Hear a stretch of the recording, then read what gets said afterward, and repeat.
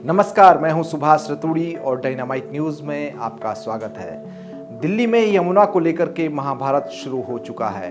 5 फरवरी को होने वाले विधानसभा चुनाव से पहले यमुना के जहरीले प्रदूषण को लेकर के सियासत दिनों दिन गर्माती जा रही है और आरोप प्रत्यारोपों के बीच बयानों की मर्यादा भी टूटती दिख रही है।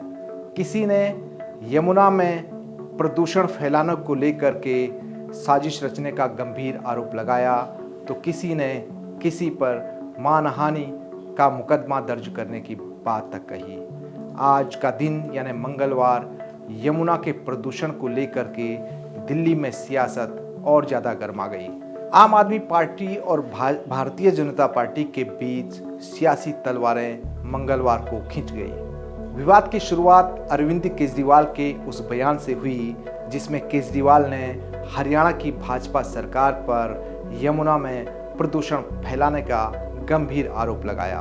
मंगलवार को इसी यमुना के प्रदूषण को लेकर दिल्ली की सीएम आतिशी और पंजाब के मुख्यमंत्री भगवंत मान चुनाव आयोग पहुंचे। चुनाव आयोग से लौटने के बाद आतिशी ने एक प्रेस कॉन्फ्रेंस की और भारतीय जनता पार्टी पर दोबारा बेहद गंभीर आरोप लगाए। पूरी इलेक्शन कमीशन से चीफ इलेक्शन कमिश्नर, बाकी जो 2 इलेक्शन कमिश्नर्स हैं, फुल कमीशन से मुलाकात हुई। दिल्ली में पानी के मुद्दे पर लंबी चर्चा हुई।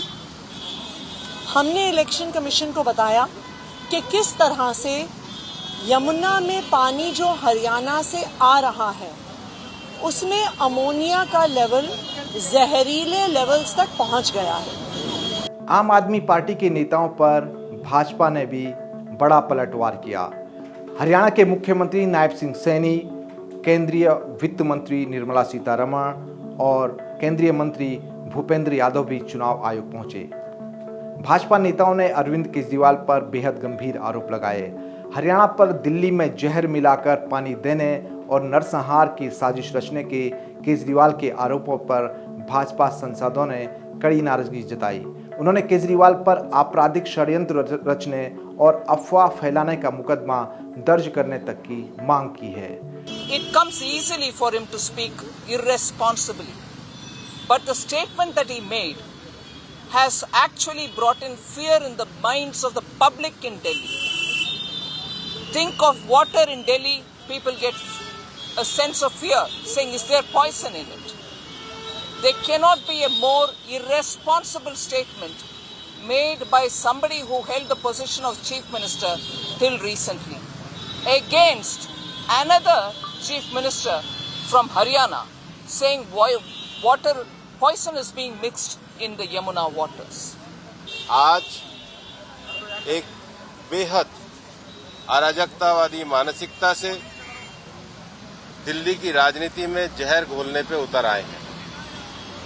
उन्होंने एक बेहद घटिया और लोगों के मन में अनावश्यक डर पैदा करने का जो काम किया है अपने बयान के माध्यम से, वो सीधे सीधे model code of conduct, fair election practices के तो खिलाफ आता ही है।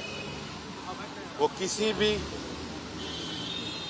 राजनीति की जो सारी मर्यादाओं को तोड़ करके झूठ और फरेब की राजनीति जो करते हैं वो उसको सीधे सीधे प्रतिबिंबित करता है। दूसरी तरफ कांग्रेस नेता राहुल गांधी ने भी आज पार्टी की तरफ से चुनावी प्रचार अभियान का कमान संभाला और पटपड़गंज विधानसभा क्षेत्र में एक जनसभा को संबोधित किया।